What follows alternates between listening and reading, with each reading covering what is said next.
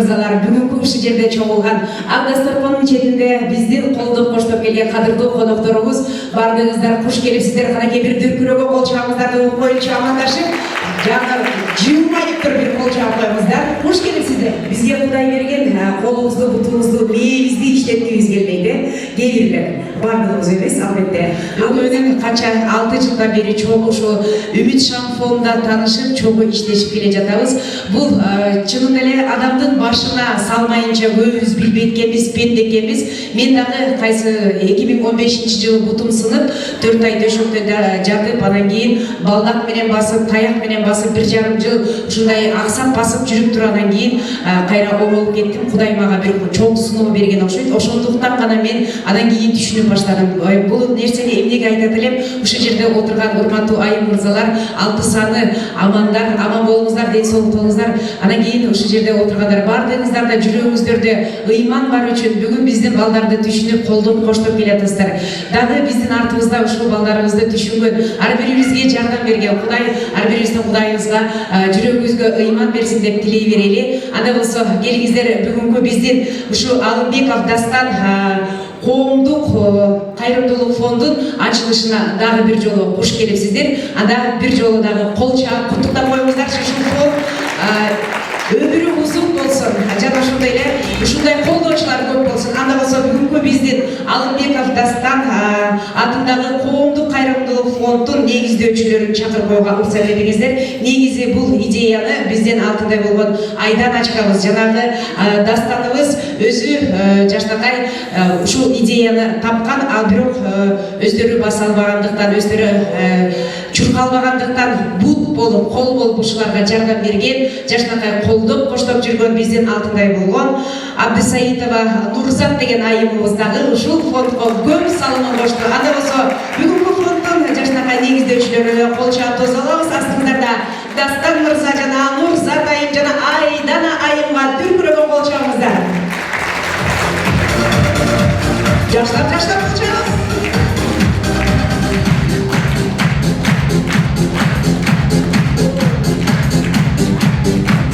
Жаштап кол чабыңыз. Себеби кол чабуу деген бул ден соолукка дагы пайдалуу нерсе экен. Нурзатыбыз жана Дастаныбызды, Айданыбызды чын жүрөктөн куттуктайм. Азаматсыздар. Жалаң эле мүмкүнчүлүктөн чектелген айым мырзаларга жардам берүү эмес, буяктын жакшы идеялары бар экен.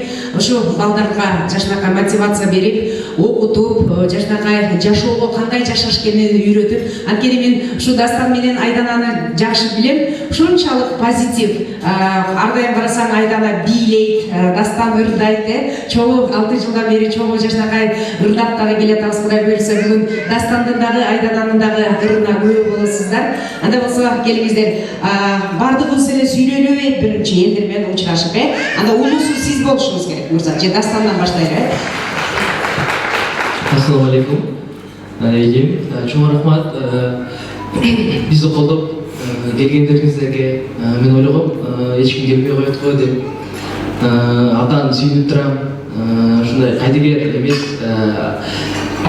тууганда тааныштарыбыз бар экенине Алла разы болсун сиздерден. Буюрса баарыбыз биргеликте элибизге, жерибизге жардам берейли. Большое спасибо всем.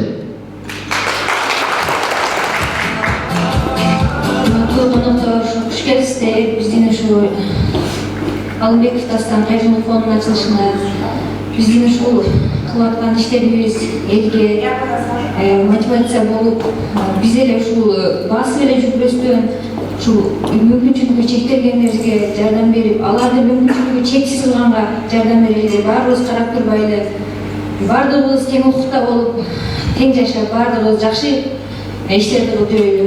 Куш келипсиздер. Алтындай болгон убактыңыздарды бөлүп келип бергендериңиздерге силерге чоң рахмат. Алла разы болсун. Анан кийин ушунча бардыгыңыздарга дасторкон жайып, ошо сүйүнүчтү сиздер менен тең бөлүшүп атканына сиздерге дагы терең ыраазычылык билгизебиз. Анда болсо бүгүнкү биздин фонддун тушоо бестүүсүн ачык деп жарыялап коюуга уруксат этиңиздер. Астыңыздарда камап коюп, тамагыңызды таттуу болсун деп араласып, бүгүн Дастан менен Айдарачканы жана сиздерди жана Нурзатты куттуктап келген Кыргыздын кымча белдүү сулуу кызы. Бир карасаң Акбүйүр апабызга окшош, бир карасаң Таттуу апабызга окшош, ушунчалык красавица мисс Кыргызстаны көз тийбесин. Бүгүн биздин эки жаштагай таланттуу Айдарачканы Дастанды куттуктап келген Кыргыздын сулуу айымын тосуп алыңыздар. Астыңыздарда дүркүлөгөн колчолор береке. Астыңыздарда мен. Не өкүнүстү? Мен демекчи, мен дагы өзүмдү тааныштырып кетейин. Мен Алина Жетигенованын сиңдиси, Жанефер Лопестин эгизи, Кыргыз Республикасынын эмгек сиңирген артисткасын, эңсеп жүргөн Кыргыздын эрке кызы Ны Жетигенова болуп чыгып коюңуздар. Жана ошондой эле Дастандын апчеси, Айдананын эжекеси. Анда сиздерди куттуктайм. Алга сиздердей адамдар Кыргызстанда көп болсо, Кудай буйрса биздин Кыргызстаныбыз алдыга жыла бермекчи. Анда сиздер үчүн Кыргыздын элдик чыгармасын аткарып берүүгө уруксат этиңиздер. Негизи эле мен Дастан экөөбүз таластык болобуз да. Ошон үчүн апчеси деп атпайм. Анан баардыгы эле айтып калышат го, таластыктарды мактанчак келишет деп, Анан кийин таластыктар эмнеге мактанабыз? Биз болгон нерсеге мактанабыз. Мисалы дүйнөнү дүңгүрөткөн, Кудай буйрса биздин Айдана менен Дастаныбыз дүйнөнү дүңгүрөтүп, Кыргызстанды дүңгүрөтсө, ар бир адам сүйүнөт болуш керек. Ошондуктан бизди дүйнөнү дүңгүрөткөн Кыргызстанды тааныткан бул Марас атабыз болду, Анан кантип мактанбайбыз? Андан кийин эле экинчи жолу Чолпонбай атабыз болду. Үчүнчү мен болуп атпайм да.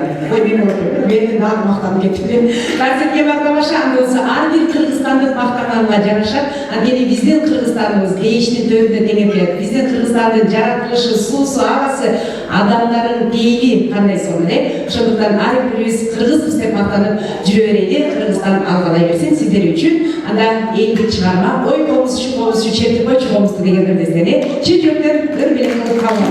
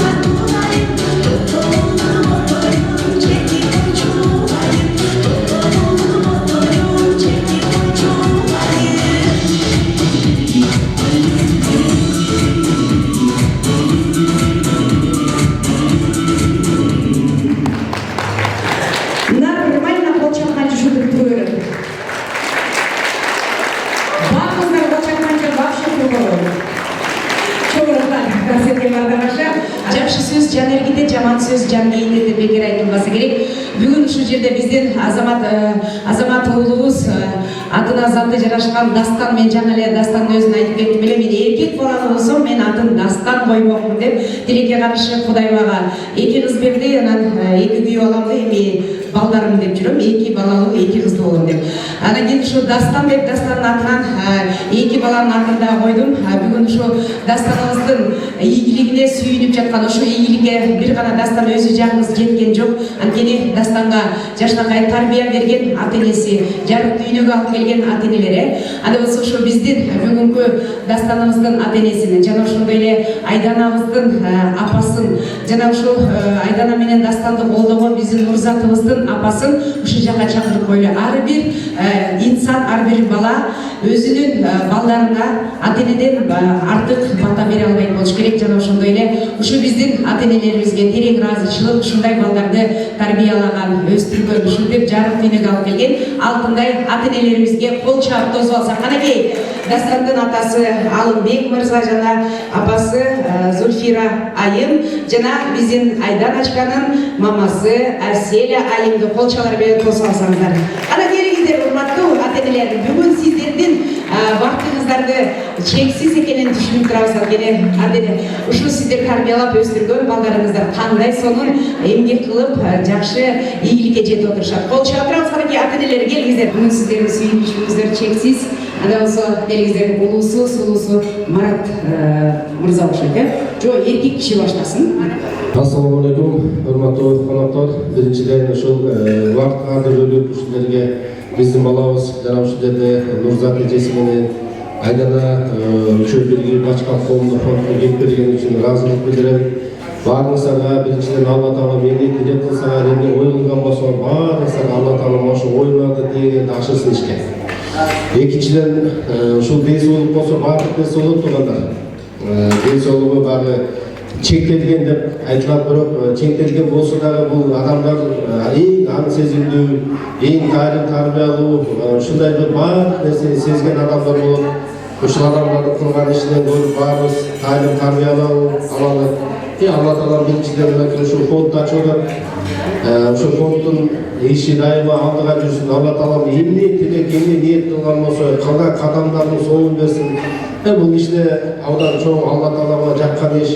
Дени кардысак адам эмес, дени карды кем адам болсо дагы ушул иштин баарыбыз жапа турган ушул иштин аркасында биздин бир туугандарыбызга, кичинекей бир туугандарыбызга, мээде чоң адам болсун, ошолордун ден соолугуна ар бир ушундай кошун салымыбызды кошо турган болсок, биздин коом боло турган болсо, мамлекет болот, мамлекеттен болсо элибизде жашоо тынчтык болот, жакшылык болот. Ошол балам Айдана Нурзат ушу ачкан коомдун фондунун иши дайыма алдыга жүрсүн. Алла Таала колдоп баардык жакшылыктар бар ишке ачсын. Ошол аркасында дайыма силер жакшылыгыңарды көрөлү. Алла Таала астында кичинекей кылган соолуган ишиңер Алла үчүн болуп, ошонун соолугун Алла субхана таала силерге кыяматта чексиз соолуктарды берсин. Ишиңерге ийгилик, ден соолукту болуңар. Алла Таала дилиңерди сак, ишиңерге бекем жакшылыктар берсин. Экөө менен бактылуу таланып, үйлөнүп, жайланып, коомдук фонд аркасында баары үйлөнүү, чакалуу, балалуу, чакалуу, кыздуу кечиктүү болгондар. Ишиңерге ийгилик, ишиңерге келген туугандарга баарына жакшылык каалайм. Сенин конокторуңда караганда бул жаштардын көптөн бери тилеген максаттар экен, көптөн бери ойлогон ой тилектер экен. Ушул элим үчүн, кыргыз элим үчүн ушундай иштейин деп, чындыгында Назир айткандай, эң биринчи ушуну ден соолук болсун, ден соолугубуз жакшынакай турса, баардык нерсеге ой максаттарыбыз ишке ашат экен. Ошон үчүн ушул кызым Нурзат, ар менен кошо мына Дастан, Айдана, ушу ойлогон оюңар ишке ашып, ушундай силер дагы жөн эле өмүрдү бүтө бербей, эл арасында элге кызмат кылып, элге ошол кызмат кылсаңар, жасаган ишиңер Кудайым ошол пенде көргөсө дагы Алла Таала ошо Кудайым көрүп силердин тилегениңерди ишке ашсын. Эң биринчи силерге дагы ден соолук каалайбыз, дагы көптөгөн келечегиңердин тилегиңер тең болсун, балдарым, ырысыңар менен ыйманыңар терең болсун. Ошондой эле ушул жерге бүгүнкү фондко келгендер, ушул баарыбыз бирге болуп, ушулардын максаттарына, ойлоруна кошулуп, колубуздан келген жардамыбызды аябай, жакшы мындай караганда акчалай жардам бербесек дагы, жакшы сөз менен, жакшы көңүл менен, маанай менен карап, ушуларга айда жүрсө дагы ушуларды колдоп түшсөк деп, биз ошон үчүн келип отурабыз баарыбыз. Баарыңыздар ушул баарыңыздарга ден соолук каалайбыз.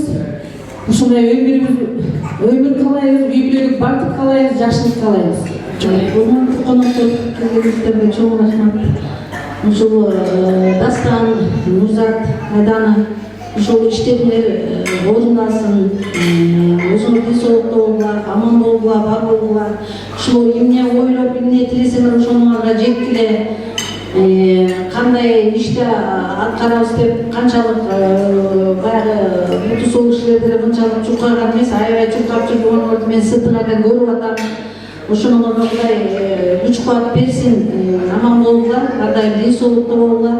Ишиңер ар дайым алга жылсын, ушунча келген элдин батасы тиип, ишиңер такай алдыга жылып, аман эсен элге көрүнбөй, ушундай иштерди алга жыла берсин.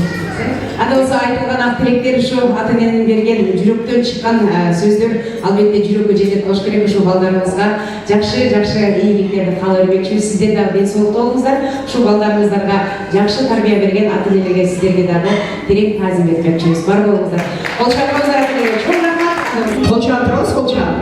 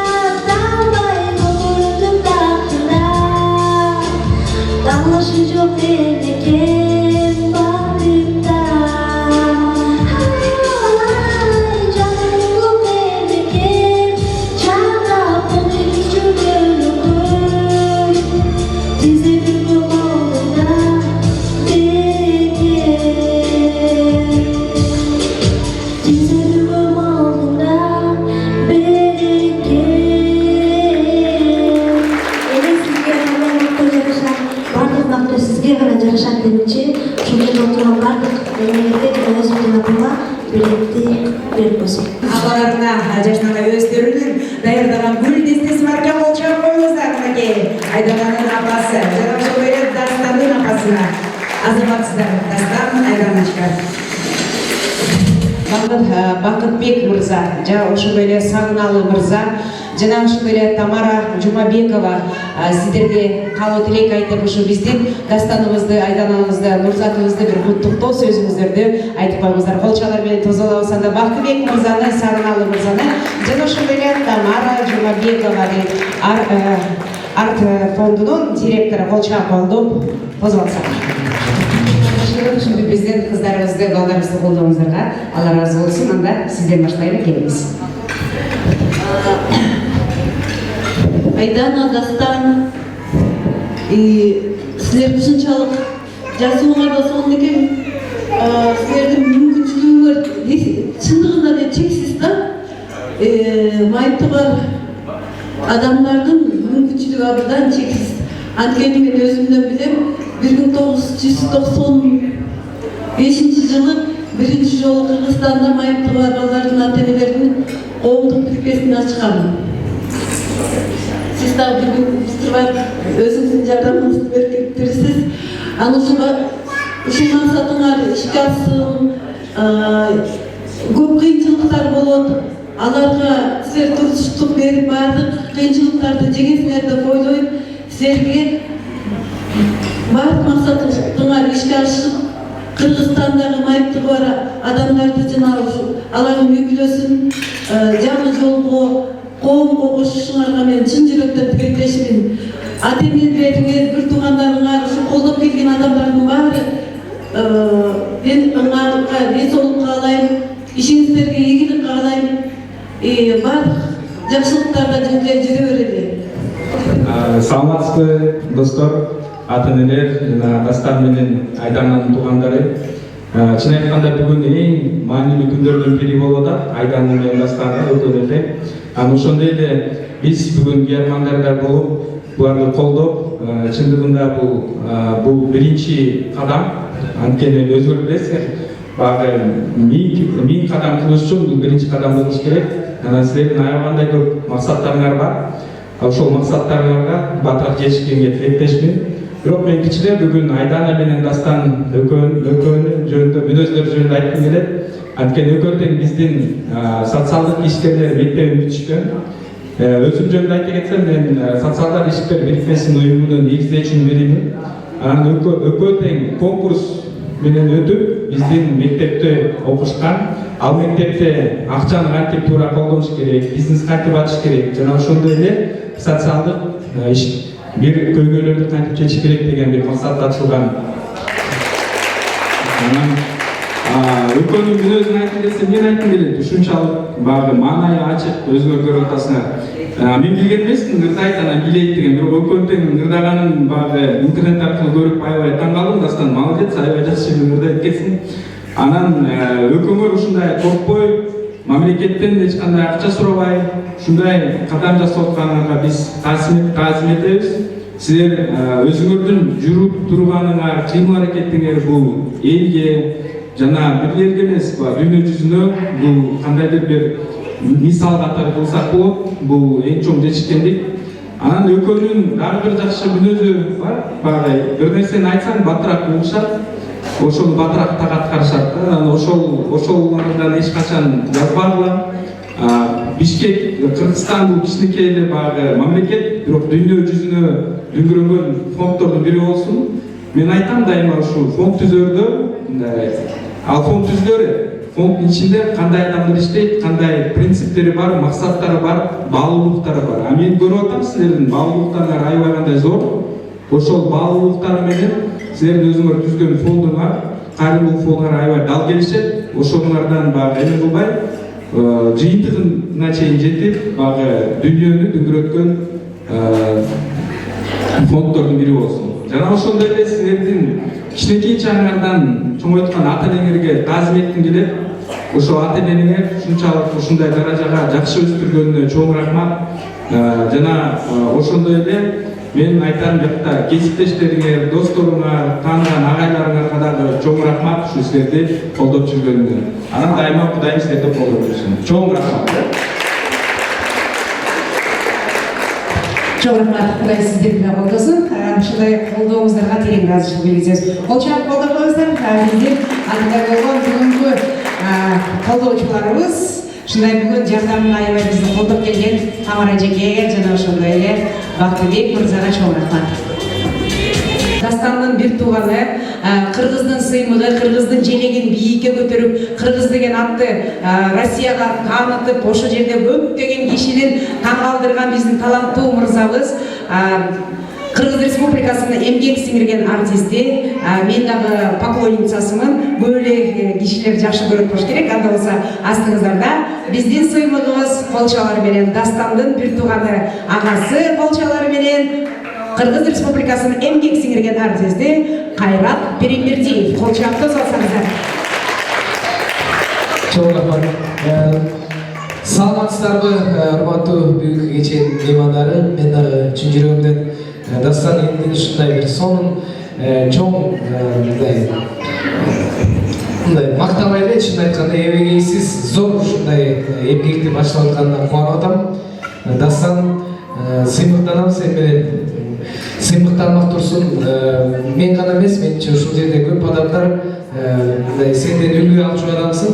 Өзүңдүн жүрүш турушуң менен, өзүңдүн талим тарбияң менен, өзүңдүн таза жүрөгүң менен, өзүңдүн эмгекчилигиң менен ушундай көп адамдарга мындай өз тарбияңды бере ала турган адамсың. Эмгегиңер акыбети кайтсын. Ушундай көптөгөн адамдарга өз жардамыңарды берип дегендей ушундай көптөгөн адамдарды ыраазы кылып бар болгула аябай кубанычтамын. Ийгилик болсун. Аз болсо Дастан экөөбүз бир тууганым деген бир сонун чыгарманы аткарып берели сиздерчи. Senin de bu yaşodo gereğin var, benim de bu yaşodo gereğim var. Ömürüm dolma, ömürüm uzak, var bolçu bir tuğanım.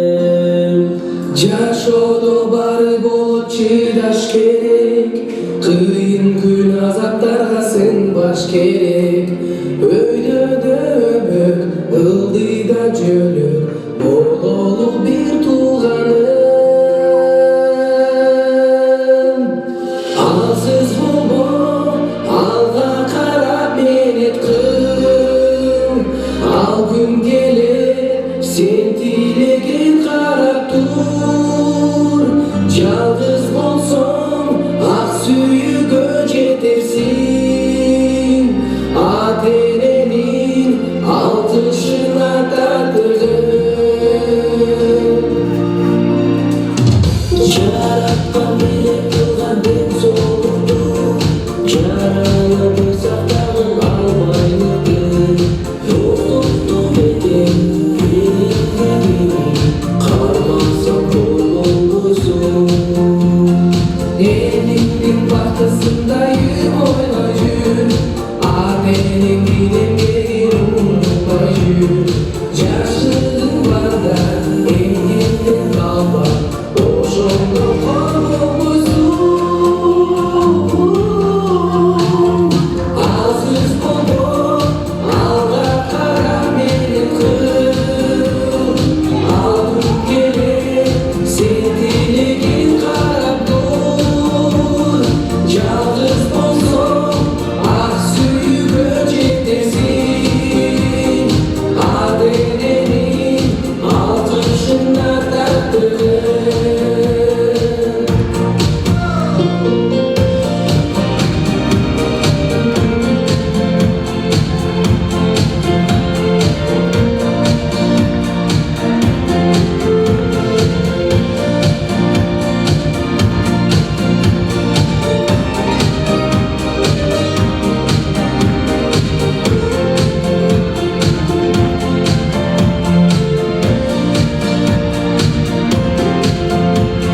Alsız bulma, alga kara menet kıl.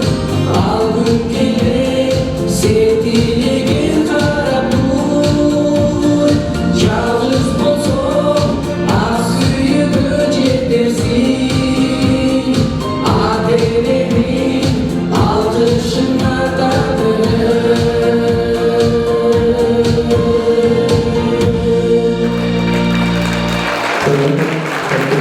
Рахмат.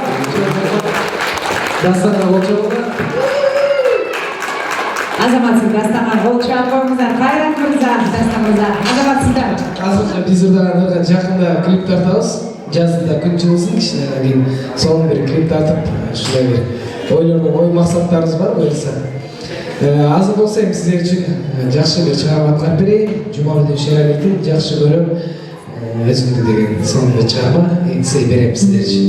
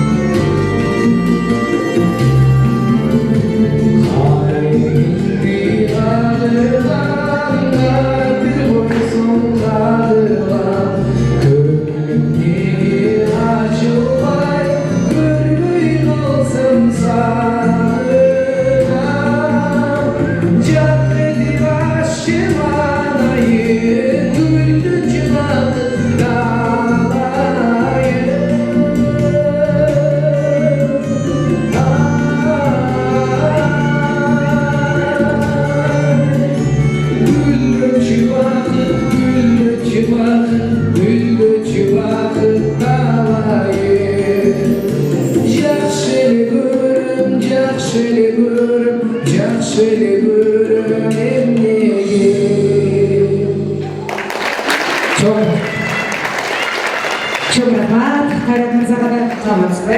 Атыңызды таныштырып қойсаңыз. Мен Чынара Мамажакупова, Dreamcity компаниясының негіздеушісі, жетекшісі. Ошол кызды жанагы адамдар арасында адамдар деген биздин телепроект бар. Ошол аркылуу таанып калгам. Ушундай бир сүйүнүп, ошол кызды көрүпчү, ушундай таланттуу экенин, ушундай баа берип, бул кыздан деги эле баардык адамдар ушундай бир таасир ала турган адамдар экен да.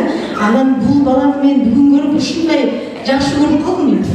Чынын айтсам, ушундай таланткай Алла таалам баардык нерселерден берген экен. Ушунун баарына Аллага шүгүрлөр болсун.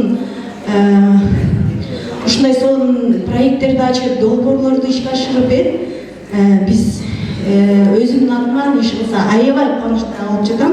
Бул жерге келгендер дагы аябай кубанычта болуп жатса керек. Мындай нерсени Кыргызстандын анча-мынча чыган жигиттери да кыла албай жатат. Эгерде чындап келгендечи, ушундай мүмкүнчүлүгү чектелген деп айтуу бул туура эмес нерсе болуп калды да бул жердечи уже. Силердин мүмкүнчүлүгүңөр ушундай көп экен. Бизге окшогон ушундай ишкерлер дагы колдосо, силер дүйнө жүзүн дүңгүрөтө турган инсандардан болосуздар буюрса. Мен ишенем сиздерге. Мен бүгүн кичине шашып жаттым эле, ошондуктан досумду дагы, жакшы калымды дагы айтып кетейин дедим да. Ошол ден соолукта болгула. Алла таалам дагы ден соолук берсе сиздерге, сиздер бир эле Кыргызстан эмес, дүйнөнү дүңгүрөтө турган ушундай бир энергияңыздар бар экенде мен өткөндө эле күбө болгом. Бул кызга айткам, сонун иштер жасайбыз деп көз биргип, мага керек кыз экенсиң сен. Мен өзүмдүн бир тууганым кылып алам. Бардык эле мусулмандар бирибизге бир тууганбыз. Бирок ошолордун ишин дагы бир тууган кылып аламга ушундай бир мүмкүнчүлүк келип жатат да мага. Анан өзүбүздүн ушу компаниялардан ушу жакшы бул жака салып коюп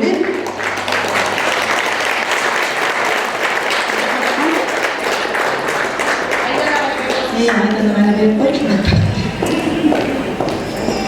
Рахмат Айданчика, алтын. Барлоо бактылууга, мындай долбоорлорду дагы көп ишке ашырууга ар дайым колдойбуз, коргойбуз. Биздин дагы аяр деген коомубуз жакында эле ачылды. Ушундай мүмкүнчүлүгү чектелген деги эле баардык айымдарбы, мырзаларбы иш кылса аяй турган ушундай коомду ачып ошонун үстүндө иштеп жатабыз. Азыр буюрса ал жака дагы кошуп ушундай бир сонун долбоорлорду ишке ашырабыз. Чоң рахмат. Сизге дагы чоң рахмат. Алла разы болсун болчакалыңдар. Дастан менен Айдананы куттуктап келген жашнагай алдындай болгон Жумайым деген айымыбыз бий тартууламакчы.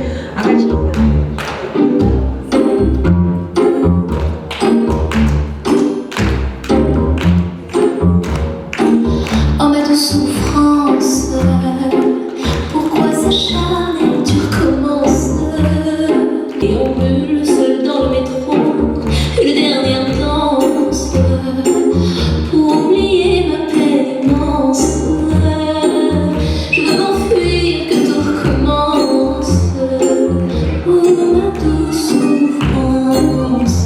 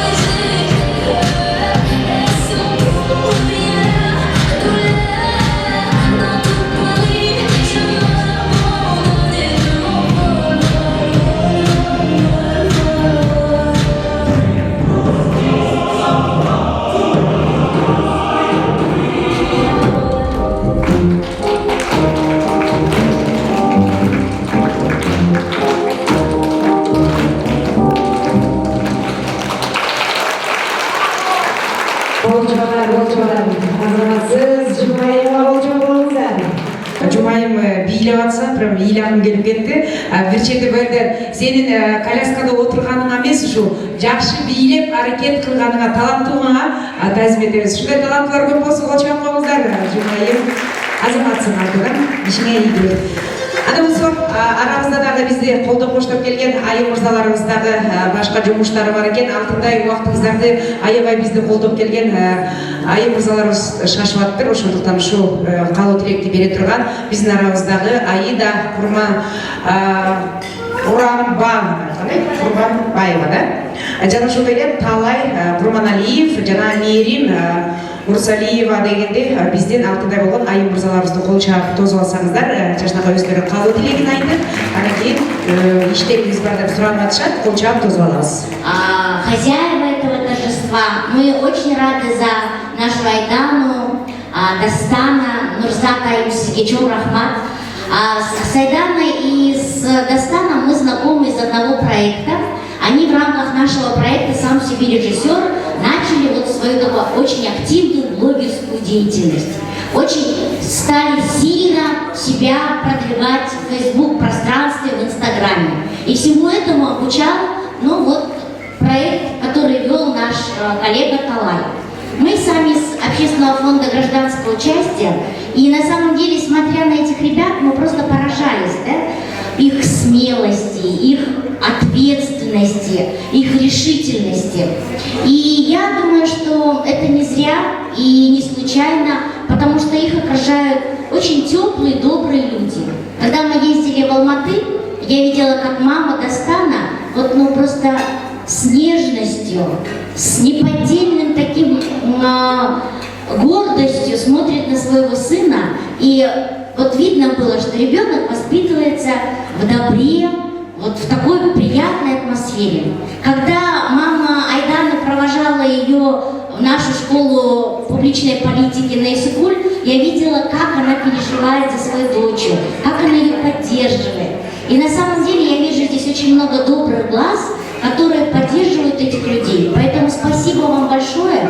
Ну и самое главное, что теперь у нас с Талаем есть еще одни партнеры в лице вашего благотворительного фонда.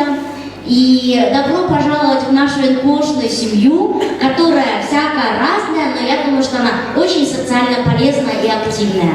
Поэтому спасибо вам, Айдана, спасибо, Дастан, за ваше неравнодушие, за вашу решительность, за вашу активность и смелость, потому что на самом деле открыть фонд и его содержать и продвигать – это определенного рода ответственность. Поверьте, потому что в этом секторе я работаю уже больше 15 лет, и это очень важно, что у нас есть такие молодые, смелые и очень активные ребята. В добрый путь, и, пожалуйста, если нужна будет какая-то помощь от нас, как от организации поддерживающей, подсказать, где там крутые доноры, приходите к нам.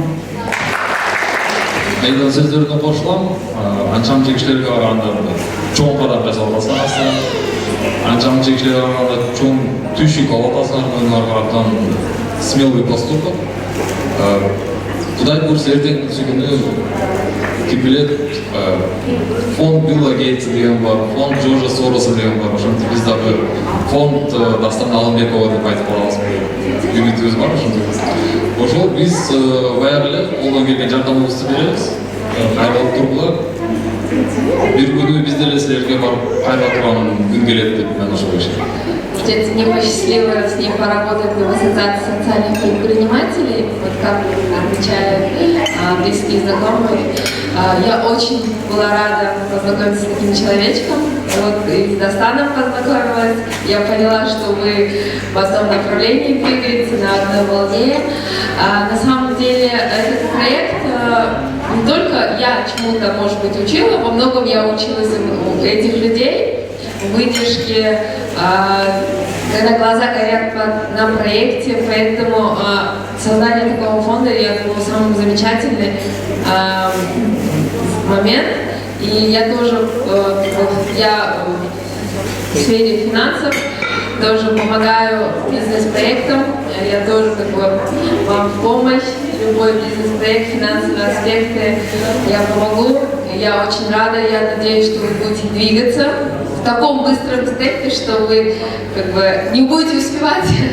Так что успехов вам, спасибо за предоставленную возможность познакомиться с вами, будем сотрудничать. Спасибо. И мы долго думали, что же подарить новому фонду. На самом деле, вот в нашем фонде культ знаний, и поэтому вот в этом конверте лежит сертификат в раритет для того, чтобы вы начали в своем благотворительном фонде читать умные, нужные и полезные книги. Çok rahmat, kolçaklarımızdan bizden Halide Ayın'a razı biliriz. Çok rahmat. Adamızға келіңіздер құрметті туғандар, бүгін бізден Дастан менен Айданымдағы құттықтап келген талантты бірінші қызымыз келіп отырады. Қолшаулар менен тозғаныңыздар. Бұл бірінші айындағы көп жылдан бері біз чоғы ушул үміт шамында чоң дүйнөлүк эл аралык майымдар күнүндө жылына концерт коебуз, анда мен алып барып жүрмүн. Анан ушул айгүлдагы өзүнүн салымын кошуп келе жатат. Колчалар менен тосуп алыңыздар. Маданияттын мыкты кызматкери, биздин таланттуу ырчы кызыбыз Айгүл Колчалар чалала. Негизи эле Дастан жана Айдана ушул проектти өкмөр ойлоп, өкмөр эмгектенип, өкмөрдүн оюңар бир чыгып, ушундай чоң эмгекти жаратып атасыңар. Ошол эмгегиңер кут болсун. Ушул силердин эмгегиңер аркылуу силерде канча деген баягы жардамга муктаж болгон уулдарыбызга, кыздарыбызга, жора жолдошторубузга жардам бере аласыңар. Аллах Тааланын ыраазычылыгы үчүн ар дайым ар бирибиздин колубуздан келген жардамыбызды эч убакта аябайлы. Анткени бул жашоо баягы кандай десем, негизи ушундай кыздарды, жигиттерди бизге үлгү сабак кылып коет экен жараткан Аллам. Бул да өзүнчө Кудайдын сыноосу. Анан баарыбызга ден соолук тилейли. Анан ошондой эле сиздерге жүрөгүңүздөр ар дайым жүрөгүңүздөр оорубасын, көңүлүңүздөр чөкпөсүн. Сиздер үчүн биз барбыз. Эмнеге муктаж, эмне жардам болсо, албетте баягы ушул айланаңардагы жакшы инсандардан баягы кеп кеңеш сурасаңыздар, сиздерден эч убакта кеп кеңешин аябайт деген жакшы менин дагы ой тилектерим бар. Анда мен сиздер үчүн ошол Дастан менен Айдананын ийгилигин коштоп, мен дагы колдоп сиздерге ырдап берейин. Сагынган жан сага окшош. Тамагыңыздар тамак болсун.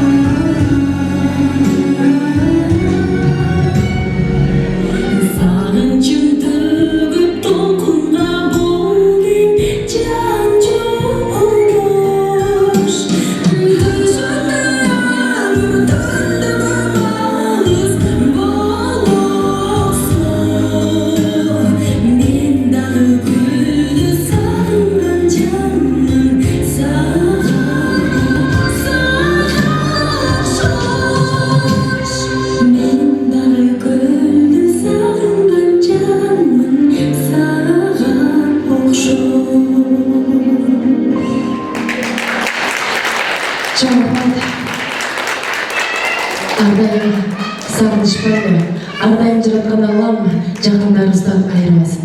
Ар дайым жараткан Аллам жаркыраган өнүбүздөн айырбасын. Сиздер үчүн күн чыгышын аттуу чыгарманы ырдап берейин, кабыл алып коюңуздар.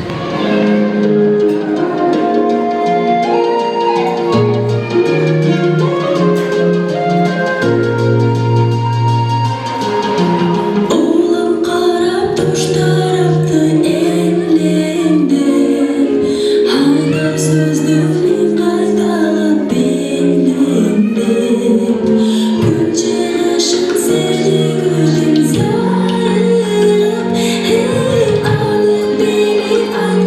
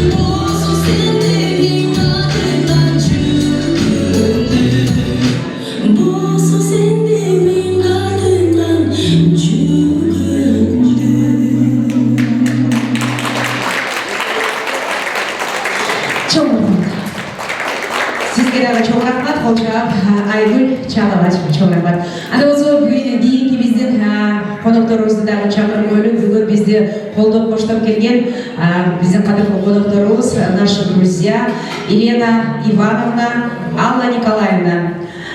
Келгиздер кийинки кабыл тилектерди биздин ошо Елена айым жана Алла айымга сөз берип коелу. Колчалар менен тоз болсаңыздар. Келгиздер.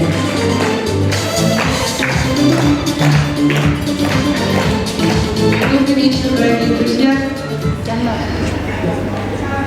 Вы знаете, это, наверное, самый счастливый момент, потому что когда поет Дастан, я всегда плачу.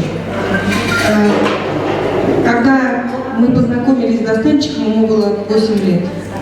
Это, по-моему, было в 2008 году. И мы тогда от фонда, это были, считай, первые дети, которым мы только-только начали помогать.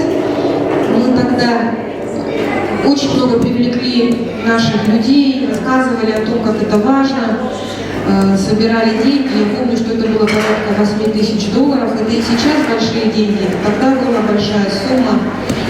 И вы знаете, я испытываю большое счастье, когда мы встречаемся с теми детьми, которые уже выросли, когда уже прошел момент там, 5-летия, когда уже ребенок действительно выздоровел в стадии ремиссии.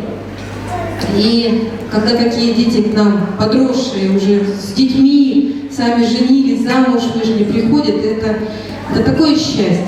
И, конечно, когда Дастан 2 года назад он пел у нас на благотворительном концерте в Театре оперы и балета, плакали все и в зале, и мы за сценой, за кулисами тоже плакали.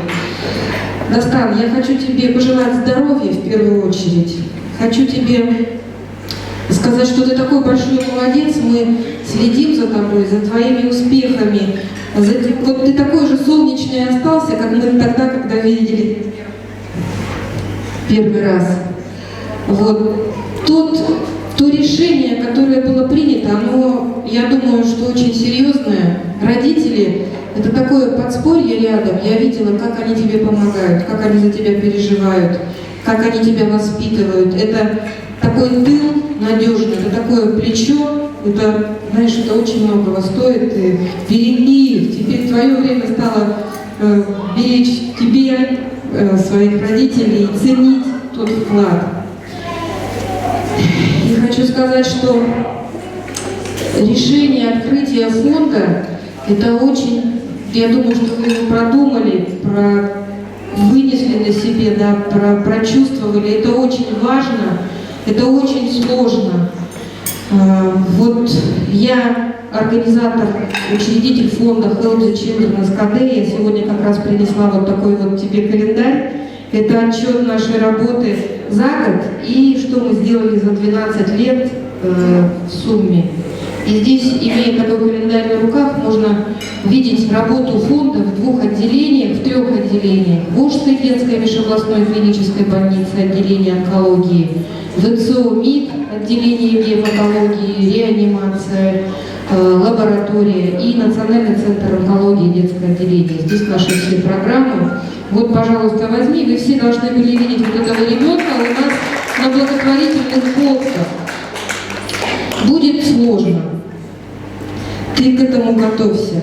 Потому что я как мать, которая прошла этот путь, и мы победили со своим сыном болезнь. Сын у меня болел раком лейкемии, рак крови. Я никогда в жизни не думала, что у меня сын заболеет. Это вообще, я всегда говорю, что все мы под Богом ходим, и неизвестно, что будет завтра. Поэтому все, что мы в жизни делаем, отдаем, мы получаем. Вот я сегодня получила радость. Я плакала от радости и всегда плачу, когда вижу Дастана и вижу, какой он молодец, какой вклад. И вот этот фонд, это, наверное, та вот эта цепочка того, что он будет нести нашему обществу, тем людям, которых нужно поддержать своим примером. И это очень важно, поэтому тебе вот какого-то внутренней такой силы, внутреннего стержня, понимания, что будет все. Будет радость, будут переживания, будет поддержка, будет благодарность, будут проклятия. К сожалению, вот у нас так бывает. Но я думаю, что вот сегодня кто в зале, они тебя все любят и обязательно будут поддерживать. Ты начал уже вот с такой глобальной поддержки. Поэтому все у тебя получится. Обязательно иди вперед, так как ты всегда, уже ты в Америке, ты там, ты здесь, ты очень активен. Вот пусть у тебя все получается. И вы все, пожалуйста, поддерживайте, потому что будет очень тяжело. Я, конечно, желаю зеленых светофоров, светлой широкой дороги, глобальной поддержки вот среди всех вас. И пусть все получится. Извините за вот такой длинный, большой, вот такое выступление, но оно правда от души. Все, это все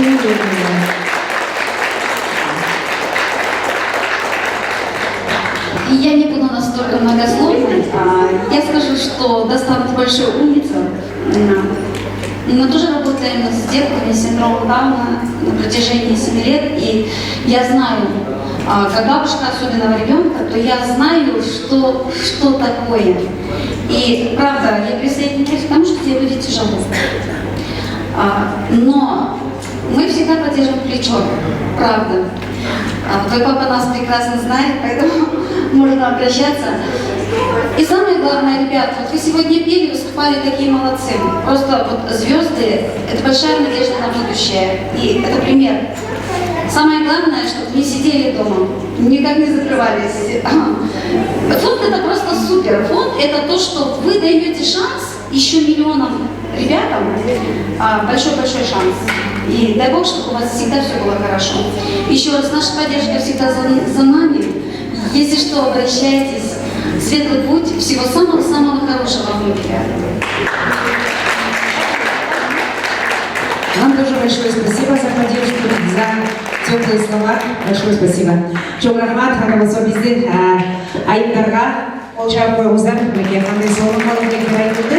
Дастан алга мынакей сени көп кишилерге үлгү болосуң, Кудай буйруса сени бардык айымдар мырзалар. Мынакей биз кыргыз эли негизи өзүбүз ушакчы эл болобуз да. Мына ушул жерге азыр 80 киши келсе, бирден эле айтса 160 кишиге уже сарафанный рекламада коет беле. Ал ушак эмес, бирок жакшы эме да, таратат. Мынакей сен бизде Кыргызда ушундай го, сен тиги баласындай болбой, эмне ушул тиги баласын карачы депчи, кээ бирлер ушинтип урушат го, Анан кийин ушинтип эле баардыгы сени жакшы тилектер айтып атат, ошолордун баары кабыл болсун. Сени үлгү кылып баардыгы айта барсың, Мына Дастан деген жигитти, Айдана деген айымдай болгула деп баардыгыбыз үлгү кылып жүрөлү, үлгүлүү болуп жүрө бериңиздер. Чоң рахмат. Ада болсо келиңиздер, кол чабып коюңуздар, биздин Дастаныбыз менен Айдана ажыга дагы чоң ийгиликтерди кааламакчыбыз. Бүгүн жашнакай алтындай убактысын аябай бизди колдоп коштоп келген Чоро байке жана ошондой эле Тангүл эжекебиз, Сапаргүл эжекебиз жана Надзира, Сыргүл деген биздин айым мырзаларыбызды колчалар менен тосуп алсак, жана Төрөкул Бурмагүл Гүлзада дейт. Караңыз, баардыгыңыздар аты аталган кадырлуу конокторубуз келип берсеңиздер. Кана Чоро байкебиз баштаган Тангүл эжекебиз, Сапаргүл эжеке, Надзира, Сыргүл, Төрөкул Бурмагүл Гүлзада. Келиңиздер. Колчалар менен тосуп алабыз кийинки конокторубузду. Айдана менен Дастан, силерге ден соолук, рахмат, силер жаш болуп, ушул долбоорду ачкандарга силерге ден соолук каалайм, ишиңерге ийгилик, дайыма силерди колдоп жүрөлү. Кудай силерди колдосун, ден соолук берсин, баардыгыңарга ден соолук, ишиңерге ийгилик, кыскача айтып коеюн. Биз Нурзаттын турдуу коллегабыз болобуз. Дастан, сен жөнүндө да атканбыз. Ушул жаңы ачылган фондуңа кут болсун. Мындан ары дагы фондуңа өнүгүп, көптөгөн адамдардын тен соолугуна себепчи болуп жүрөлү эле. Сиздерге тен соолук каалайм, оорубагыла, ишиңерге ийгилик. Рахмат.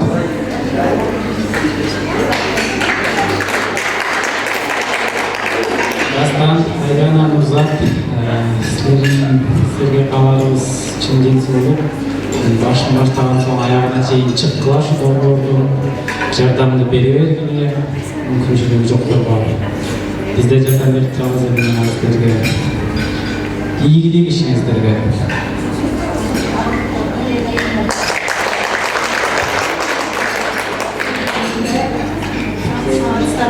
Урматтуу конуктар, Дастан, Айдана, Нурзат эже ушул долбоорду ачканыңарга ийгилик болсун силерге. Чын денсаулык каалайм. Өзү биз Нурзат эже менен көп катышып тааныш болуп жүргөнбүз, бирок ушунчалык дүйнөсү кең адам экен деп аябай сыймыктанабыз. Рахмат сизге ушул колдогонуңузга, ушуларды ушинтип чыгарып долбоорго деп жүгүргөнүңүзгө, долбооруңар өнүксүн, өссүн, кыргыз элге таанымал болсун, көп жакшы иштерди аткаргыла.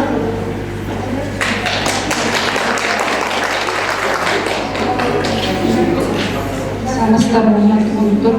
Ошондой эле бул долбоорду чыккан Нурзат, Айдана, Дастан сиздер менен жакындан таанышканыбызга кубанычтабыз. Сиздерди ушундай көрүп аябай сүйүнүп турам, аябай толкунданып турам. Чындыгында сиздердин мүмкүнчүлүгүңүздөр чексиз. Сиздер ушундай өзүңүздөр сыяктуу балдарга, бүт адамдарга жардам бергениңиздер үчүн чоң ыраазычылыгыбызды билдиребиз. Сиздер ушул чоң жумуш аткарып атасыздар. Чындыгында биздин колубуздан келбейт. Өтө чоң ийгилик сиздерге каалообуз. Чын денсаулык, дагы кандай ойлоруңуздар болсо, иштериңиздер болсо, ошол ойлоруңуздарга, максаттарыңызга жете бериңиздер. Биз сиздер мененбиз. Башын бийип таазим этебиз сиздерге. Айтылган ак тилектер кабыл болсун. Сиздердин дагы ишиңиздерге ийгилик каалайм, сүйгүлөрүп бардым. Ушул өзүңүздөр бүгүн кандай кабыл тилектерди айтсаңыздар, ошо өзүңүздөргө да жугуштуу болсун. Чоң рахмат. Айтылган ак тилектер кабыл болсун. Анда кайрадан орун алып бериңиздер. Ыраазычылык сиздерге. Кутучага салсаңар деле болот, бирок батпайт окшойт. Лучше Айдананын колуна же болбосо Дастандын колуна же Нурзаттын колуна тапшырып койсоңуздар болот. Чоң рахмат.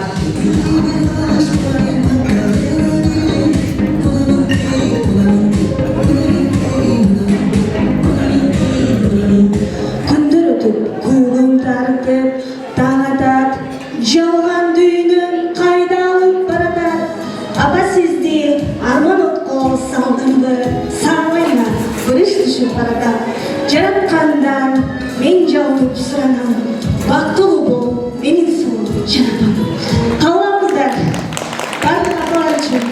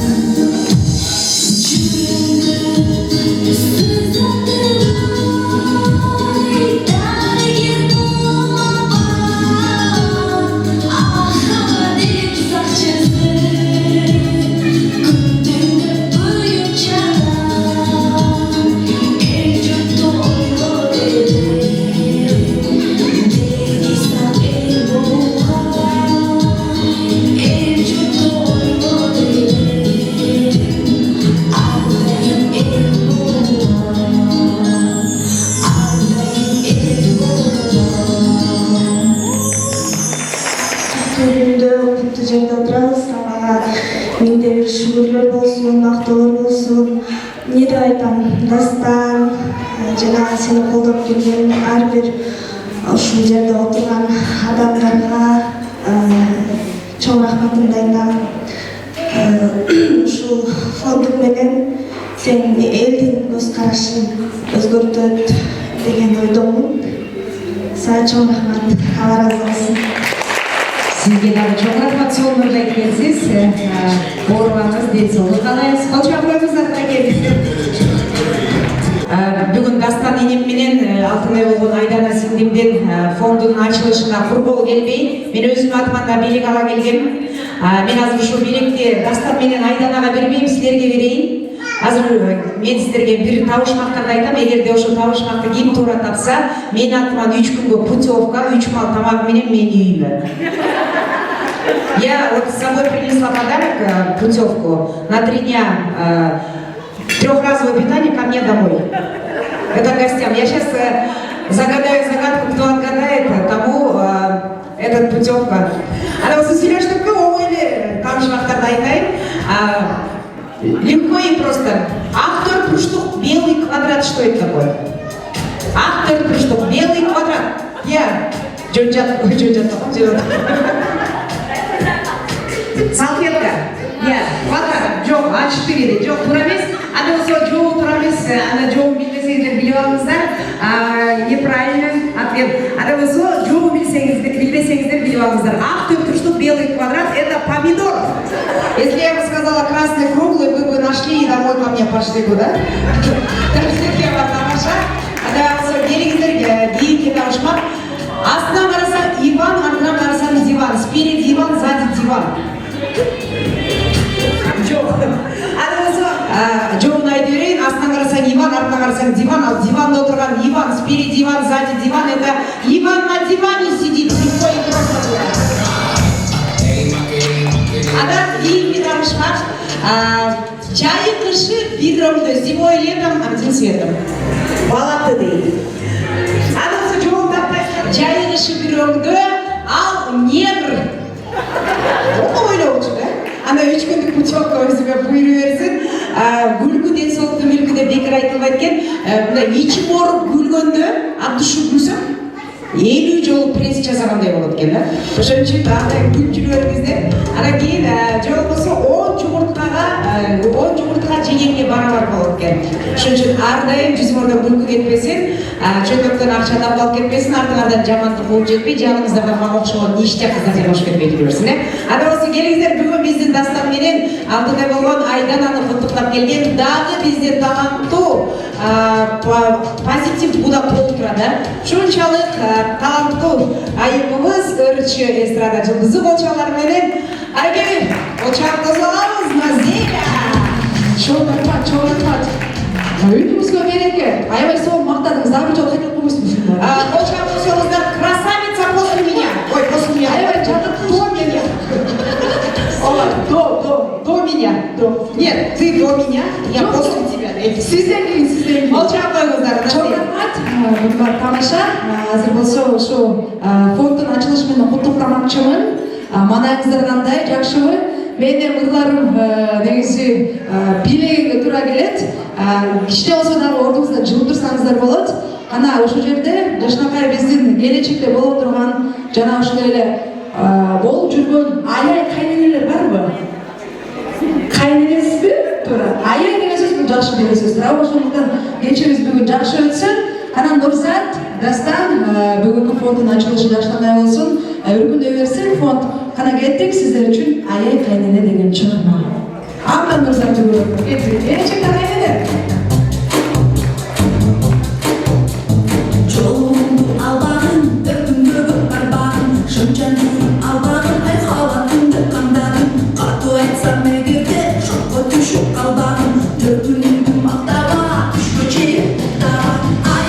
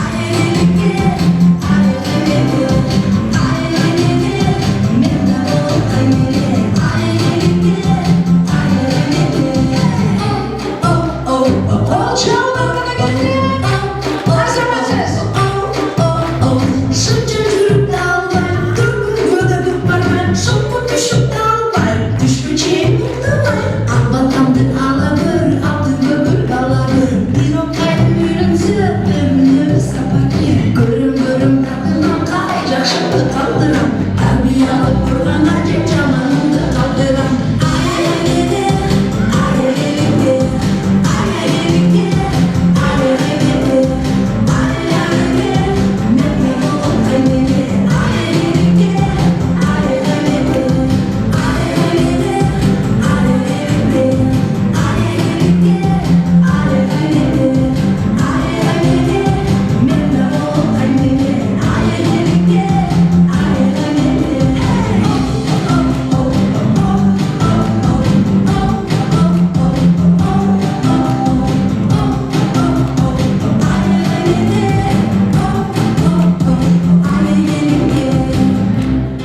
Kol çağlar, Dastan menen, Nurзат менен биз Султан кесип таанышып калдык Бул да бир Кудайдын буйругу экен. Ошондуктан мен Кудайга ыраазымын. Жашаркай мына келечекте Кудай буйруса аяй келин да. Кол чабуулар, мыкты жакшы келиндер болот. Эмки да аяй күйөө бала аяй кайната деген өзү чыгарып берейин Азыр болсо дагы бир чыгарма бар. Бүт эле контракт. Азыр дагы бир билебиз. Биз сүйлөшкөнбүз Дастан менен Нурзат менен. Эки ырданайынча кетпейм деп келген да бул жака. Дагы бир чыгарма меники Кудалар деген чыгарма чыккан жакынарда. Балким клипти көргөнсүздөр, ал жакта каштарым, жап-жаш чачтарым мындайынан кээдир көргөндө тааныбай калат да мени. Ошондуктан азыр Кудалар деген чыгарма сиздер үчүн көңүлдөнсүн бүгүнкү ачылышы. Баарыңыздарды бирге чыгарабыз. Кеттик анда.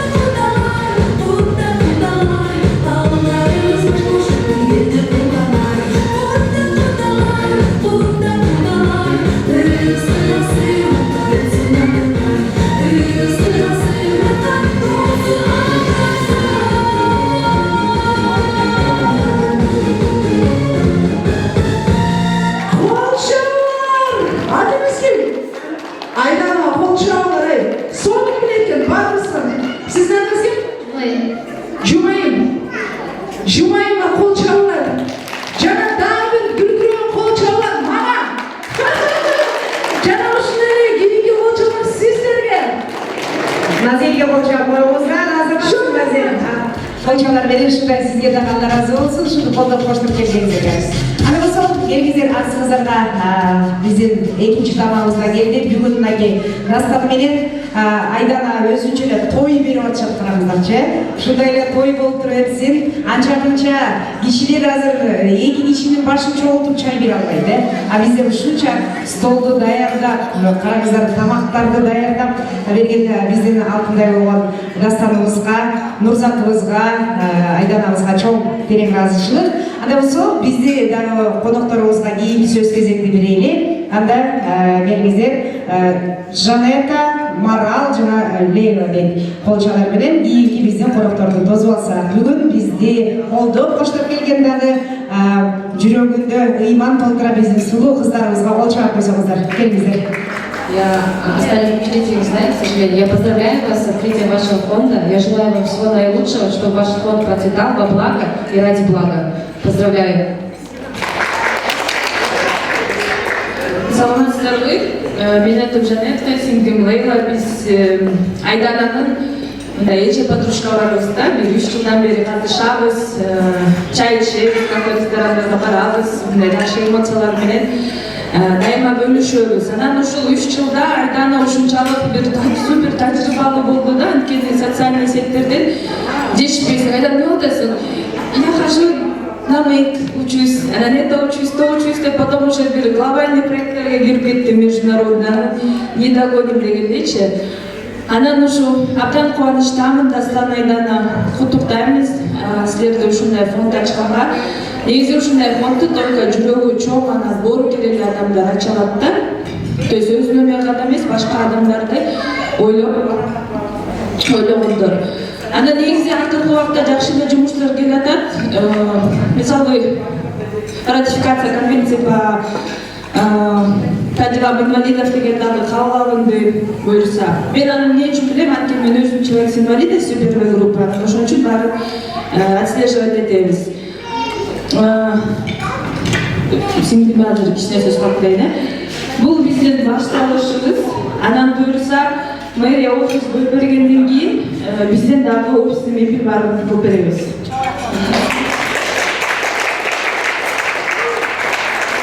Всем добрый вечер. Да, вот как мне сестра представила, меня зовут Лейла.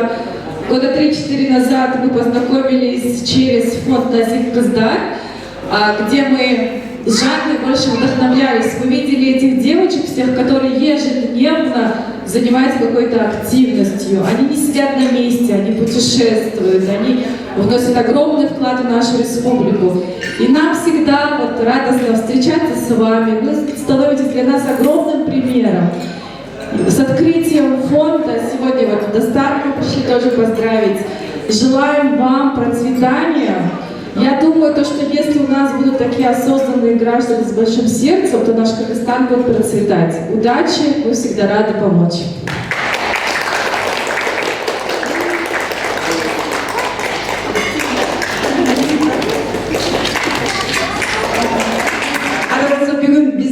Бардығыздар құттықтап келген таланттуу мырзаларыбызды кол чаап тосуп алыңыздар.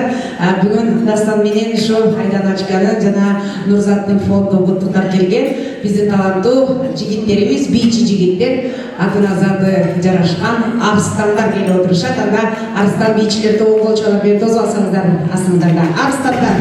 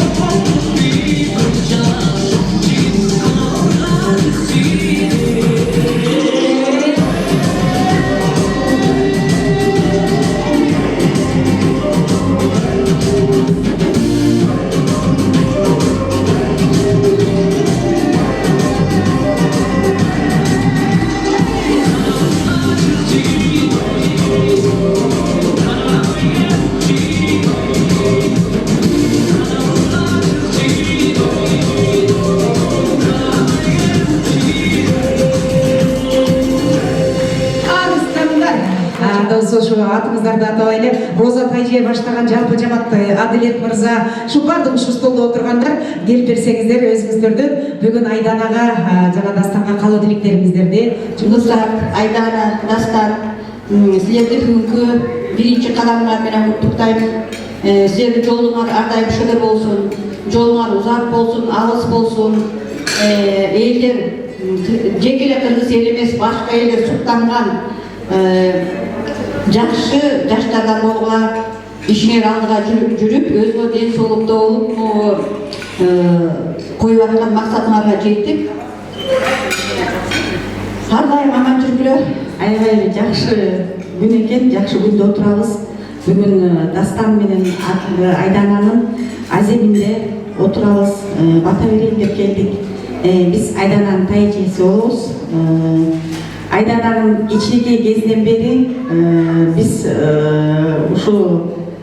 ушундай оорусуна өзү эчтекесине карабаган, жан дүйнөсү таза, кишиге кылган мамилеси, адамгерчилиги ушунусу менен бүт оорусун жеңип, акылдуу, эстүү жакшы кыз болуп тарбияланып чоңоюп өстү.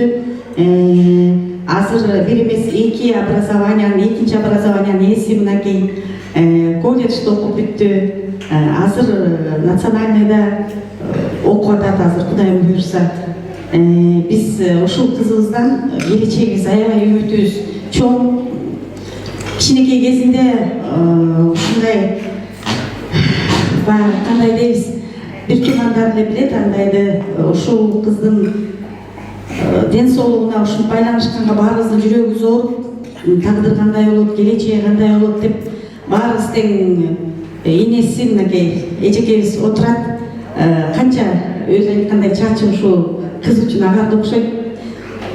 Кандай болот турмушу деп баягы ичинен жүрөгү ооруп, баарыбыз кандай кылсак, жардам берсек кандай болот деп болгон мүмкүнчүлүктөрүбүздү, болгон тарбиябызды, болгон акылыбызды баарын ушул кыз деп баарыбыз салым кылдык. Бизди эмебизди актап атат, Кудайым буйрса. Өзү аябай тил алчак, кичипейил, тамаша көй, ушундай кызда бизди кээде чөгүп баягы турмуш деген ар кандай да турмушка биз чөгүп турса, наоборот бизди деметет да, андай кылбай койгулачы, ушундай да болбоп эле деп. Ушинтип биз уялып, ушул кызды көрүп, ушул кыз ушунча бизге айтып атса, биз кандайбыз деп анан ушул кыздан биз күч дем алып кетебиз. Анан эмне дейбиз эми, мындан аркы жолуңар, Дастан, сен дагы мынакей Айдананын жанында көңөр чогуу жанагындай проекттерге барып, кол кармашып көп нерселердин алдыга умтулуп, акырында мондай жакшынакай фонд ачып атасыңар. Жана алдыда айтып кеткендер, не каждый ачат, даже чыган кишилер фонд ача албай жүрөт. Анан силер монтип алдыңарга келечек коюп, силердин мүмкүнчүлүгүңөр чектелген эмес, действительно, силердин возможностуңар аябай узак, бийик.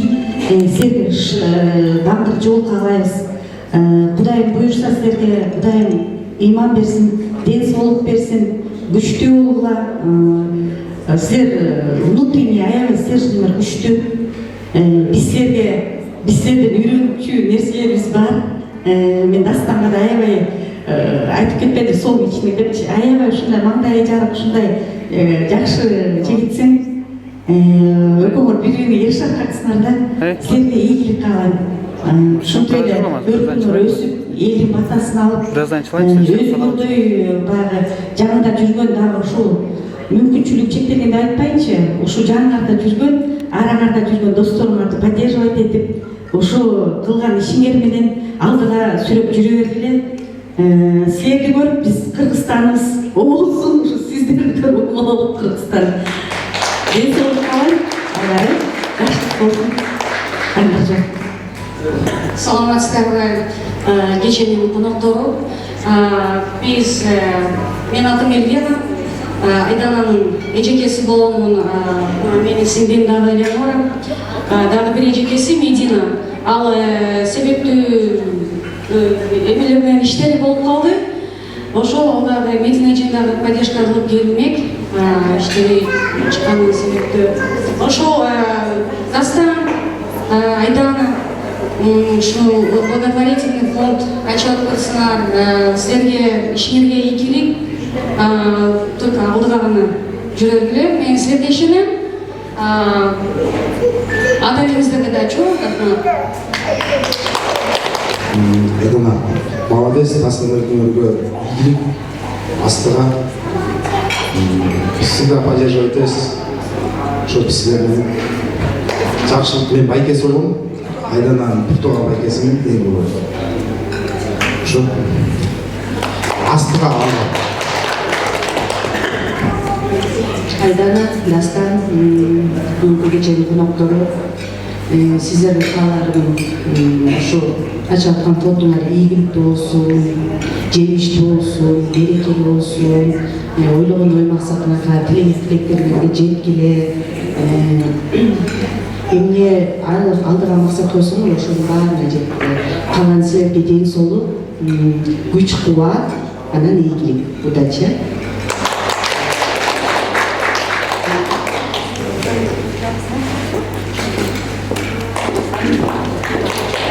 Чоң рахмат, кол чапкыларыңыздар, айтылган акыбеттер кабыл болсун. Чоң рахмат, кыздарым. Анда бериңиздер, урматтуу туугандар, эми ушул жерде сонун калып тилектер айтылып жатат жанатан бери. Азыр Айдананын туугандары, тайжелери, мынакей силерди карап биз Кыргызстан оңололу деген сонун сөз болду. Кудай буйруса.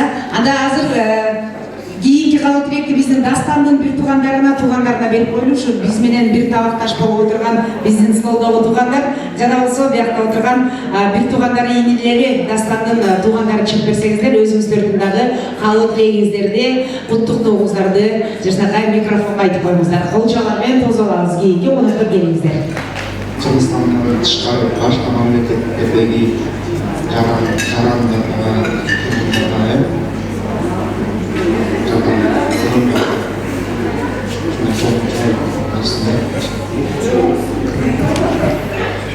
Ошо саламатсыздарбы, Дастандын эң улуу эжеси болом, апчеси болом. Ошо Дастанчик, абдан кубанычтамын. Ошо фонд түзүлгөнүнө Нурзат эжеге Алла ыраазы болсун, силерге. Ошо каалоорум баарыңыздарга чындын соолук, uzun өмүр, бакыт табай, эки дүйнө бактылуу болуңуздар. Ушинтип фонддун ачылышына келгениңиздерге чоң рахмат. Абдан кубанып турабыз. Ошо Дастанчик, алга аябай сыйлыктанам сен менен ушундай алтындай инем бар болгонуна.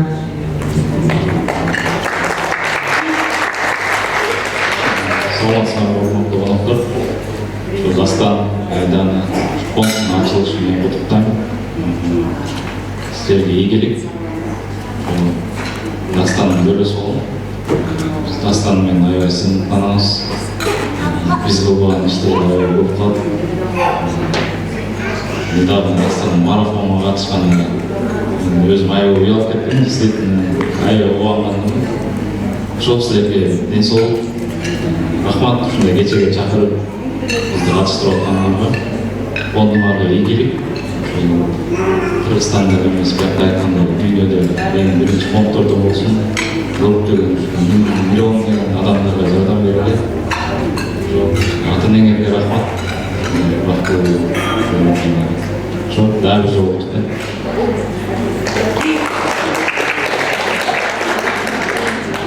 Саламатсыздарбы, кеченин коноктору. Менин атым Айда жана мен Дастандын бөлөсү болом. Мен Дастан менен тажемдердин үйүндө 4 жыл жашадым жана билинбей эле ушинтип экөөбүз чоңоюп калдык да. Кичинекей эле, бирок чоңо өтүп деген ойдомун, экөөбүз чоңо өстүк. Сен менен аябай сыймыктанам. Айдана, Дастан ушу ачкан фондуңуздар буюрса өнүгүп өсүн. Ушу кайрымдуулук фонду болгондо сиздер көп адамдарга жардам берет деген мен үмүттөмүн жана биринчи эле уже проекттерден буюрса уже аттанды да проекттерге жана жакшы жыйынтыктар берет деген ойдобуз. Бул чоң кадам, ушинтип өзүңүздөр ушинтип колго жардам берем деген максатта ачып жатасыздар. Ошон үчүн ийгилик каалайм. Жана буюрса дагы көп ушундай жакшы аракеттерде жолуктурайлы. Ассаламу алейкум. Ушу бүгүнкү фонд ачылып, ушу фонддун нөкөрлөрү баарыңыздарга келгениңерге рахмат. бир тууган бөлөлөр болобуз. Атым Түгөлбаев. Дастан азаматсың. Аябай сен менен сыймыктанабыз. Ушундай жаштайынан көп нерселерге жетишип, дүйнөнү багындырып, эл барбаган Америкага барып, Американы багындырып, көптөгөн марафондорго катышып, өзүнүн инициативаны аябай күчтүү. Бул аябай жакшы көрсөткүч. Мындан ары дагы бул жөн гана башталыш болсун. Эми буюрса жашылыктардын баары алдыда. Алла таалам ден соолук берсин, аман бол. Сен менен сыймыктанабыз. Чоң рахмат айтылган активдер кабыл болсун. Бир туугандар ар дайым ортоңуздарда ынтымак кетпесин. Ошондой эле ар дайым бири-бириңердин ийгилигиңерге сүйүнүп, ушинтип колдоп коштоп жүрөрүңүздөр. Келе кой, сиз сүйлөп коесузбу? Келе кой, бир тууган иниси экен, э? Не, уяп атырмынбы? Чоң рахмат, анда келиңиздер, каалуу тилектер кабыл болсун. Жаштын тилегин берет дейт. Мына берсе ошо силердин колдооңор менен ушинтип жакшы тилегиңер менен жакшы ийгиликтерге жете беребиз, Кудай буюрса. Анда болсо, кол чаап коюңуздар. Анда сиздер үчүн эми ырчылар баардыгы эле ырдап кетишти окшойт. Анда мен дагы бир ырдесте тартуулап коеюн. Ырчылар жокто ушинтип бул ырлардын баардыгын ырчылар хит кылып ырдаган, алар жокто мен хит кылып ырдай берейин, э? Ал болсо эски чыгармалардан Элескон репертуарынан кайдасын деген ырдестени биз жүргөн айлы түн кайда деген ырды баардыгыңыздар билсеңиздер керек. Эгер билсеңиздер чоң ырдайлы, э? Биз жүргөн айлы түн кайда. Ошо чогуу жүргөн күндөрүбүз ар дайым эсиңизде болсун. Дагы бир жолу тамагыңыздар таттуу болсун. Астыңыздарда Ны жетигени бар. Биз жүргөн айлы түн кайда, биз үстөн жыпар күн кайда, көзүмдөн сегиз боюн, көрүндү очу бир кайда, көзүмдөн сегиз боюн, көрүндү очу бир кайда.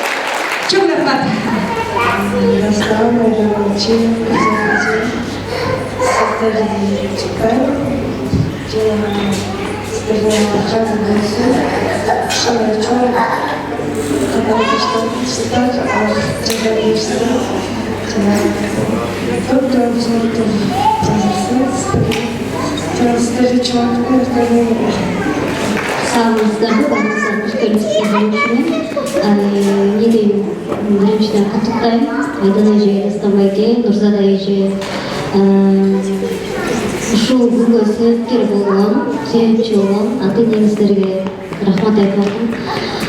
Тура тәрбиелеп, ушундай азамат кылып жараткан ата-енеңіздерге рахмат, барыңыздардын да ийгиликтерди каалайм. Ушундай досторум бар экенине сыймыктанам, Кудайыма шүгүр. Денсаулык каалайм жана барыңыздарга ар дайым маанайыңыздар чөкпөсүн, бар болуңуздар, аман болуңуздар. Gelip bergenizler için çok rahmat etmişim. Rahmat. Assalamualaikum warahmatullahi wabarakatuh. Ata-ana менен Dastan'ın forumuna açışına gelген blogdan birinçiler Dastan Aydan sizlerge genç olup uzun ömür şu akçol daima aşmada akт kuş olsun. Sizlerge üstüne şartlarına aybay lazım. Çok rahmat. Ana kalın birliklerdi.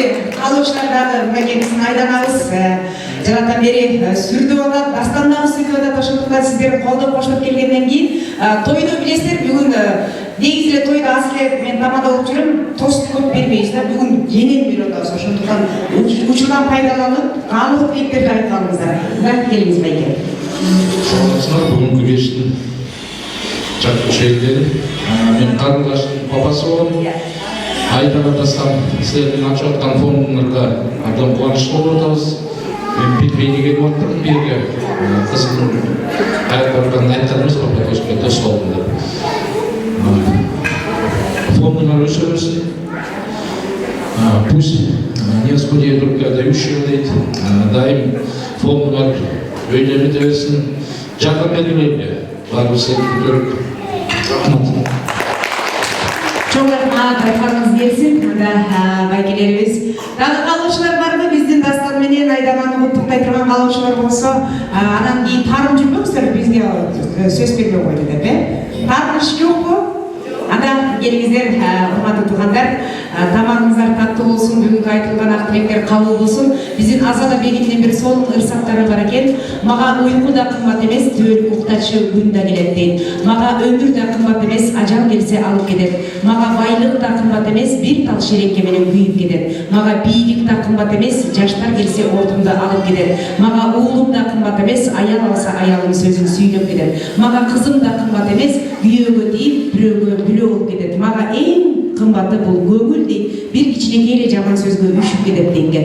Ошондуктан келиңиздер, бүгүн ушу биздин татынакай болгон эки алтынай кыргыздын алдыга сүйрөй турган, жаштарга үлгү боло турган Дастаныбыз менен Айдананын фондуна ошо өзүңүздөрдүн салымыңыздарды кошуп, ушулардын көңүлүн оорутпайлы, көңүлүн көтөрөлү деп, көңүлгө жашнакай көңүл буруп келгениңиздер үчүн сиздерге терең ыраазычылык белгисмекчибиз. Кол чаап, колдоп коюңуздар. Дагы бир жолу куттуктайбыз Дастан Айданачка. Пенденин оозунда Алланын кулагына жетсин дейт. Ушул жерде бирибиздики болбосо дагы бирибиздин периштебиз. Ушундай омин деп ушу биздин Дастаныбыз менен Айданабыздын жана ошондой эле Нурзатка күч кубат, сизге дагы терең ыраазычылык. Ушундай сиздей инсандар көп болсун, ушуларына бут болуп, кол болуп, бардык жетпей турган жакка жеткирип жүрө бериңиз. Мен ойлойм биздин Айдана менен Дастан өздөрү жетпей турган жерде ою дагы жетет. Ошо кийин тилегин, жаштын тилегин берет дейт. Кудай буйруса Америкага чейин Дастан барып келиптир. Мен өзүмө Америка Кошмо Штаты деп эле тилеп жүрөм, бирок мен бара элекмин. Карачы, Дастан барып келиптир. Дүйнөнү кыдырып, бир гана Кыргызстанга эмес, дүйнөгө үлгү болуңуздар, фондуңуздар дүйнөнү дүңгүрөтсүн. Анда келиңиздер, урматтуу туугандар, ушул биздин алтындай болгон ата-энебизди кайра чакырып, Айданачканы, Дастанды бияка чакырып, эл менен жаштакай коштошолду. Кел демек бар, кет демек жок дейт. Эми Кудай буйруса дагы көрүшмөкчүбүз. Анда ошо биздин жап-жаш үлгү Кыргызстандын сыймыктары Дастан менен Айданага кол чаап коелу. Канакей Нурзатка келиңиздер.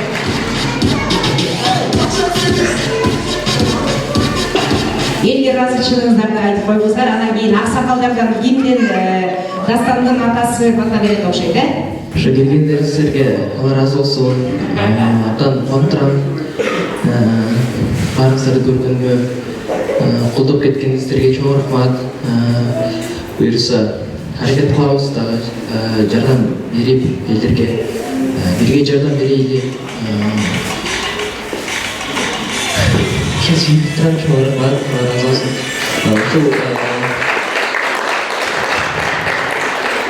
Ушул мероприятияны өткөрүп аткан Нурзат эжеге разы болсун. Каржылап бардыгын салымын кошуп жардам берип атканына чоң рахмат. Урматтуу коноктор, дагы бир сиздерге чоң рахмат. Сиздер келгениңиздерге Аллах Таала разы болсун.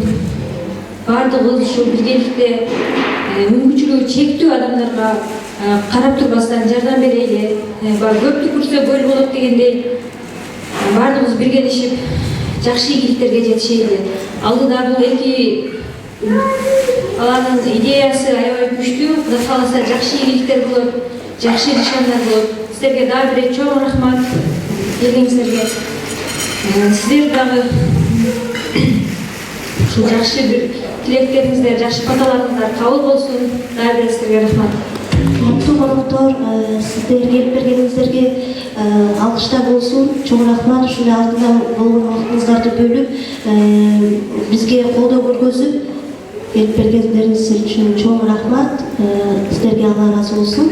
Алымбек мырзаны чакырып коелу дагы бардыгыбыз жашнакай оомен деп бата кылалы. Ушул биздин бүгүнкү ачылган фонд бир гана ошо Дастандын ата-энеси, Айдананын ата-энеси эмес, Кыргызстан сыймыктана турган фонддордон болсун. Биз мактанып, биздин фонддон Кыргызстандан чыккан деп, ушинтип сыйынып турат.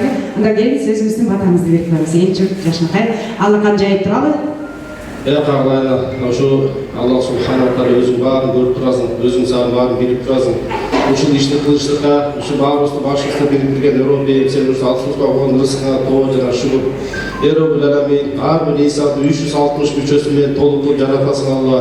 Роббул аламин, ушундай акыбалда болгон менен балам менен кызыма дагы Аллахым биз шүгүр айтабыз. Роббул аламин, баардык бул дүйнөдө баардык эки дүйнөнүн саламатчылыгын бер жалпы үммөткө жана ошол жерде Аллахка дуа кылып отурган пенделериңе. Роббул аламин, ушул жерде отурган пенделердин эмне жүрөгүндө түпкүрүндө турган нерсени сен билүүчү кудуреттүү затсың Роббим. Баардыгын эмне тилек кылган болсо тилектерин орунат, бул дүйнөдө акыретте эки дүйнөнүн саламатчылыгын бер. Аллахым өзүңдүн каалооң менен, өзүңдүн өкүмүң менен ушу эки бала Нурзат баш болуп Аллахым ушул ишти башташты Алла, ушулардын тапкан ишине береке бар. Роббул аламин, баарын тапкандарын адалдан кыл Алла, өзүң жамандыктардан сакта, жаман көздөр, жаман сөздөн сакта. Роббул аламин, кылган ишине береке бер Алла. Алла, өзүң көрүп турасың, кайсы жерде муктаж адамдар бар Алла, кайсы жерде муктаж балдар бар Алла, сен ошо көрүп турасың Алла. Роббул аламин, ошолордун баардыгын өзүң жеткир Алла. Алла, дени кантсак адам жете албаса, ошо эки баланы жеткир ошол жерге. Ошол жерде кылган иштерин баарын Аллахым соопторун Алла көбөйтүп иштеrini бер Алла. Алла, өзүң ыраазылыгың үчүн гана кыла турган амалдарды насып кыл Алла. Элибизге тынчтык бер, бөлүнүү жагуудан сакта, мамлекет башчыларыбызга, кызматчыларга Аллахым, баардык элдин кызматында жүргөн адамдарга иманы сак, хидayet, товфик бер Роббул аламин. Роббул аламин, жамандыктардан сакта, ар кандай келген оору сыркоодон сакта, асман жерден келүүчү балийден сакта. Элибизге тынччылык бер Роббул аламин. Балдарыбызга ден соолук бер. Бул дүйнөдө акыретте баардык үммөттөр, баардык Алла өзүнүн өкүмдөрүн аткаруучу пенделерден кыл. Субхана роббика роббил иzzati amma yasifun ва саламун алал мурсалин вальхамдулиллахи роббил аламин. Рахматика я рахманир рахимин. Амин. Аллаху акбар. Ардайым дастарханыбыз нанга толсун ушинтип ар бирибиздин үйүбүздө ийгиликке жеткен уул кыздарыбыз бар болсун. Айчи сиздердин колуңуздарда алга делекчүбүз. Дастарханга омин деп коелу. Омин. Кайрадан көрүшкөнчө сак саламат тураңыздар.